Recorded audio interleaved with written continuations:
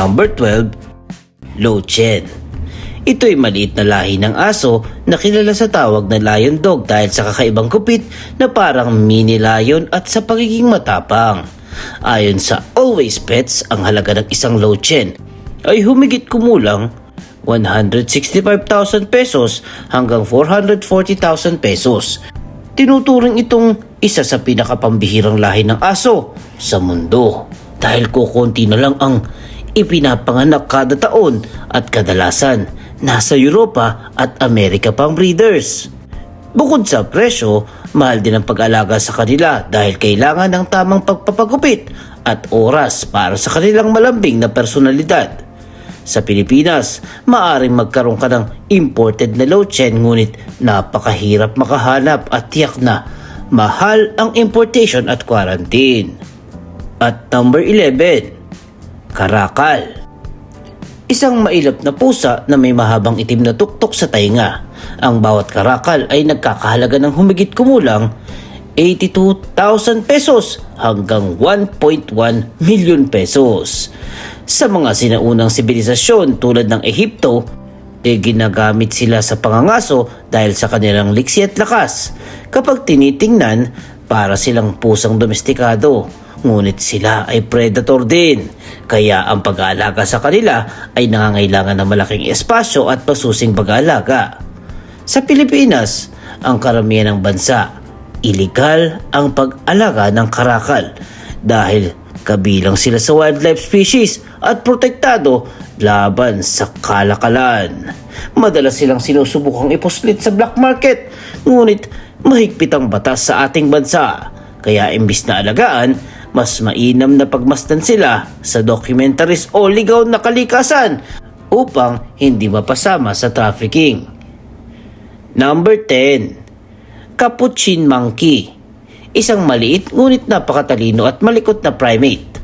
Ayon sa reports, karaniwang nakakakuha ng capuchin sa presyong 275,000 pesos hanggang 440,000 pesos. Subalit ipinakita ng listahan ng isang breeder sa Florida na ang capuchin baby ay umabot ng 1.2 million pesos. Dahil sa sobrang talino nila, natuto silang gumamit ng mga bagay at nakakagaya ng kilos ng tao. Mahaba rin ang kanilang buhay at maaari silang maging temperamental kapag hindi nakukuha ang atensyon. Alam nyo ba na sa Pilipinas, mahigpit na pinagbabawal ng RA 9147 ang pag-aalaga ng mga primate katulad ng capuchin? Number 9, Debrasas Monkey. Ito'y madaling makilala dahil sa puting balbas at kulay kahel na noo. Isa ito sa pinakamahal na primate dahil bihira at madalas laman ang rescue centers. Ayon sa reports, ang presyo ng Debrasas Monkey ay umaabot ng 550,000 pesos hanggang 2.75 million pesos. Sila ay katutubong Afrikano at nasusumpungan sa kagubatan ng gitna ng Afrika. Mahiyain sila at mabilis kumilos kapag natatakot. Number 8, Palm Cockatoo. Kilala rin bilang Great Black Cockatoo. May itim na balahibo at may mohawk na parang korona. Ito'y kakaibang tanawin. Ayon sa reports, karaniwan itong nakakahalaga ng 825,000 pesos. Ang lalaking palm cockatoo ay may kakaibang gawain. Kumukuha sila ng stick at tinatambol ito sa puno bago mag-nest, parang musikero ng kagubatan. Napakababa rin ang kanilang production rate dahil isang itlog lamang ang nagagawa kada taon at maaari din silang mabuhay ng 80 years old. Ang mahabang buhay at kakaibang ugali ng ibong ito ang dahilan kung bakit mahal ang presyo at bakit hindi ito dapat iuwi sa bahay ninyo. Number 7, Hyacinth Macaw. Ang pinakamalaking lumilipad na parot sa buong mundo at kilala sa matingkad na asul na balahibo. Batay sa reports, ang presyo nito ay nagkakahalaga mula 440,000 pesos hanggang 660,000 pesos. Dagdag pa dito, kinakailangan ng malaking kulungan At syempre supplies tulad ng laruan at pagkain mo to na umaabot pa ng libo-libong piso kada buwan. Ang Hyacinth Macau ay may habang buhay na 40 hanggang 50 years kaya ito ay isa sa pangmatagalang responsibilidad. Sa kabila ng ganda ng balahibo at kakayahang magsalita ng ilang salita, bantog din ang ibon na ito sa pagiging sensitibo. Number 6. Savannah Cat.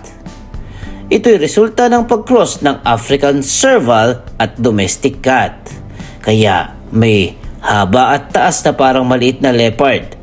Ayon naman sa Always Pets, umaabot ang presyo ng Savannah sa halagang 550,000 pesos hanggang 2.7 million.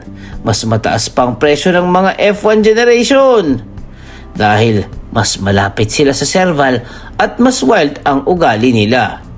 Bagamat kaakit-akit ang kanilang balahibo at spotted na pattern, malikot at nangangailangan sila ng malaking lugar para tumakbo. Number 5. Rare Golden Koi. Maaaring karaniwang tanawin ang koi sa mga fish pond, ngunit ang Rare Golden Koi ay kakaiba at napakahalaga. Ayon sa reports, ito ay maaaring umabot ng 5.5 million pesos at may record na koi na nabili sa halagang 19 million pesos na. Ang mataas na presyo ay dahil perpektong kulay na gintong kumikislap at balanse ng hugis at ang paniniwalang nagdadala ito ng swerte at kayamanan. Ngunit huwag malito, hindi sa ilog kinukuha ang gantong klase. Ang pag-aalaga ng koi ay kailangan ng malalim na pond na may tamang filtration at regulasyon ng temperatura. Number 4. Thoroughbred Racehorse. Hindi mukhang exotic kapag nakikita ng sumasabak sa karera. Itong horse na ito ay may halaga mula 2.7 million hanggang 16.5 million pesos. May mga kabayo na binebenta pa ng mas mahal dito. Ang record ng isang American Thoroughbred ang nagkakahalaga ng 176 million pesos. Ang kasikatan ng Thoroughbred dahil sa bilis at lakas nila sa horse racing. Ngunit tandaan na ang pagiging pet ay hindi tulad ng aso. Kailangan nila ng malaking pastulan, tamang dieta, regular na training at veterinary care. Number 3. White Lion Cub. Ito'y kakaiba at bihira dahil sa recessive gene na nagbibigay ng kulay kremang balahibo sa kanila. Ayon sa Peak Life, maaaring magkahalaga ng 7.7 million pesos ang isang puting cub. Ang mga puting leon ay unang naitala sa Timbavati, South Africa noong 1938. At madalas silang pinapalaki sa mga espesyal na breeding center. Hindi albino ang mga white lions. Meron silang normal na mata at balat ngunit mas maputla naman. Number 2. Asian Arowana. Kilala rin bilang dragonfish dahil sa mahaba at kumikislap na kaliskis na parang dragon. Ayon sa ulat, humigit kumulang 16.5 million ang presyo nito. May mga batang isda na nagkakahalaga ng mas mababa, ngunit ang rare na albino platinum variety ay umaabot ng 3.85 million pesos. Dahil sa mataas na presyo at pananampalataya, nagdadala ito ng swerte at nagiging status symbol na din sa Asia. And at number 1, Tibetan Mastiff. Isang napakalaking aso na nagmula sa Himalayas. Karaniwang presyo nito ay 137,000 to 550,000 pesos. Ngunit ayon sa parehong ulat at artikulo ng Peak Life, may isang pulang Tibetan Mastiff na naibenta sa China noong 2011 sa halagang $1.5 million, katumbas ng 82.5 million pesos. Ang laki ng halaga nito ay dahil sa paniniwalang nagdadala sila ng yaman at prestige. Maliban sa presyo, malakas kumain at nangangailangan ng malamig na klima at malaking bakuran ang mga asong ito. Sa Pilipinas, may mga importers na nag-aangkat ng purebred na Tibetan Mastiff, ngunit napakamahal ng maintenance at napakalaki ang panganib na hindi sila akma sa mainit na panahon dito.